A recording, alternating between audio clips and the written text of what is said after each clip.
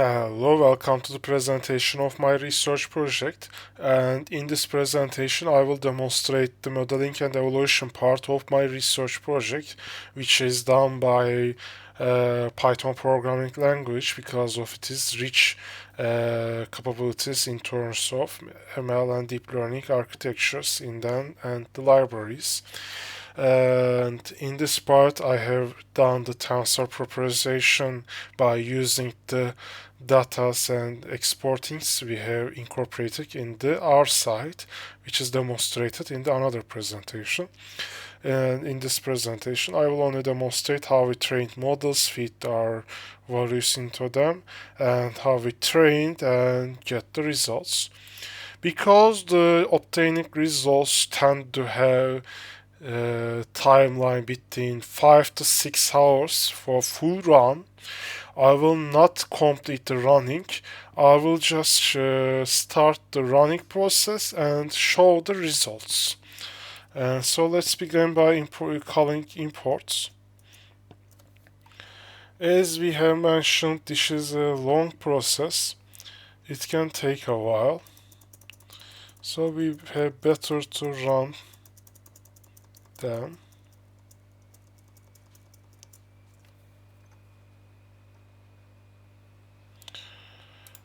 For example, we start by loading libraries and some system settings. Then it is for me to ask for my privilege. Just a minute.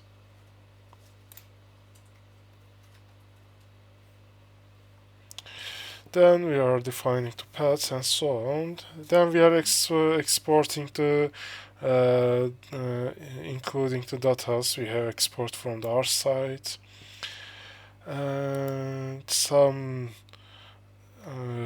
splittings for featuring data processing also done in the site, and dividing into data into validation, train, and test set.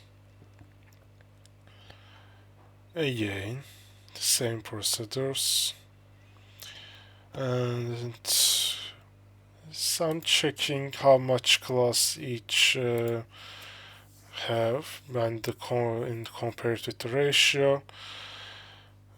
These are some just datasets dividing. So let's continue.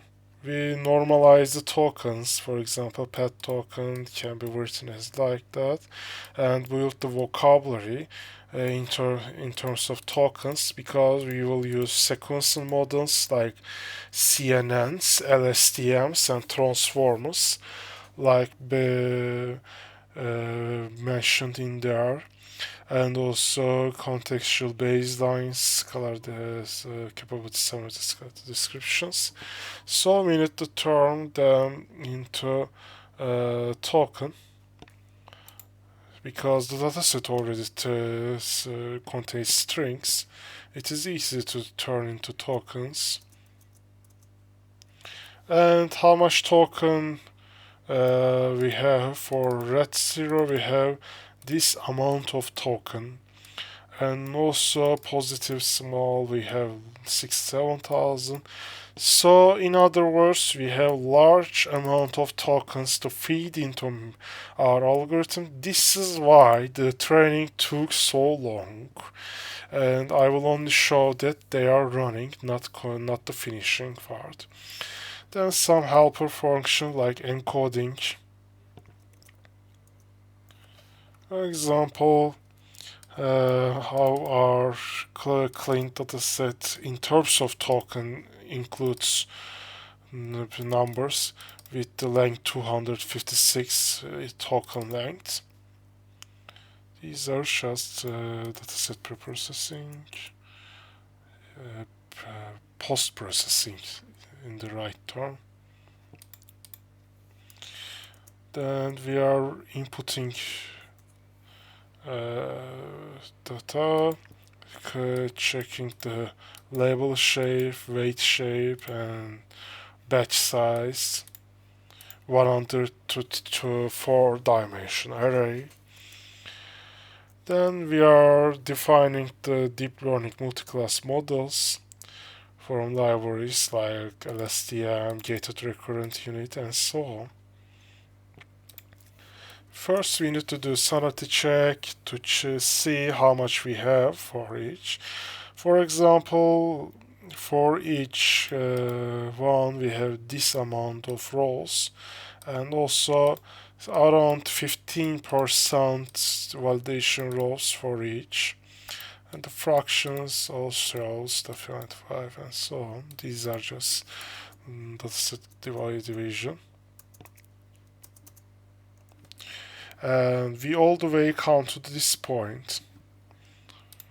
Then we are building the dataset feature, ML models features like how it embeds the vocab size with their specified dimensions, in this case 64, how we define the kernel size, activation function, and so on. These are the details used for deep learning in specific terms, sequence model training, multi-layer perceptron, throughputs, and so on.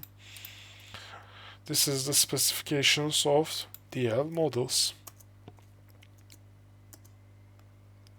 And these are the dataset specs like capability, tabular context, system capacity, return velocity.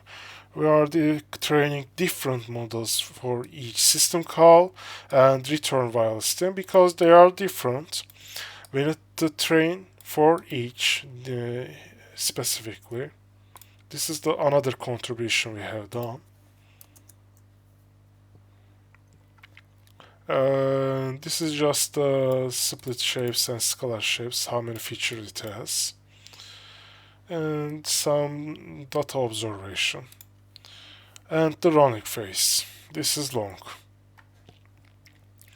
For example, as we can see, each epoch takes around 9 minutes. At the first epoch, it shows somewhere around 83% a macro F1 at validation set. And as we can see how it improved from the training logs. And for example, for another model like return by LSTM in random split, showed the epoch's accuracy for validation set, and also balanced accuracy. For example, validation accuracies tend to goes around same values, but validation balanced accuracy is also increased, and so shows around 94% test accuracy, 91.5% macro precision, and most importantly around 92.3% macro F1, which is the combination of precision and recall. And these are the summary of the results. We can run them, but not wait for the finishing, because running this cell takes around 6 hours and even more.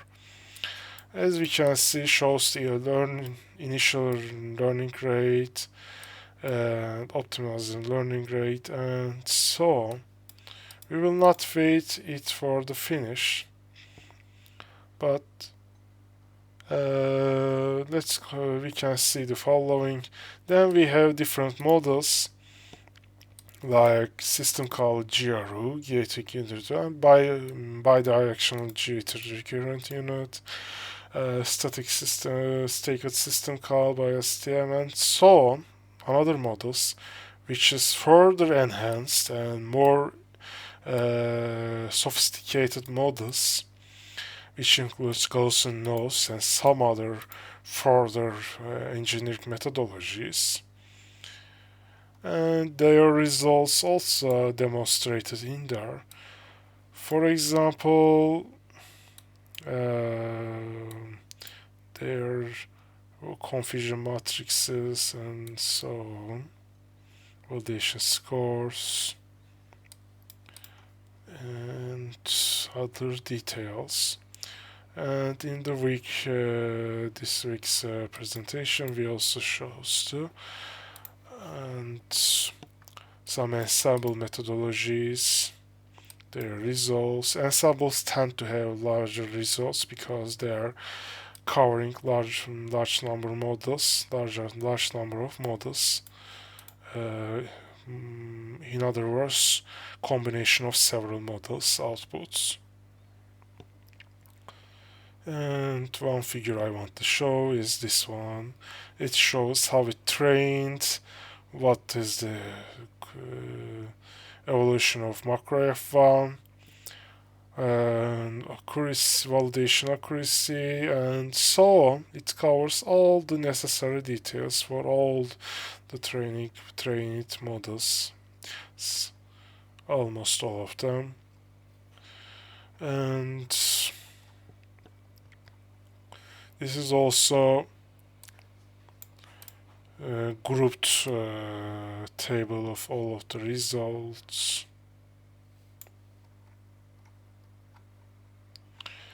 And another detail to mention can be given as follows. Test macro precision. This is the test metrics, test accuracy, test macro recall, and test macro F1. This is the important table that we can mention. Also, class support distribution. Support is the very important data mining method, also probabilistic method, which shows the data split correlation between them. Support is a very informative way to show how the splits have correlation between them, in other words, support.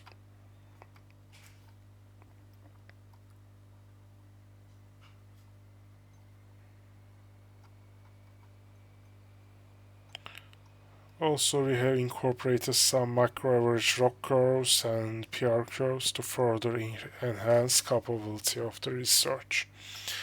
As you can see, the ROC curves tend to have similar values, but precision recall curves shows more distinctive values to compare between them. This is also one more showing of the results. Thank you for listening. This is the modeling part and simulation part of our research. And thank you for listening. This is the end of the presentation.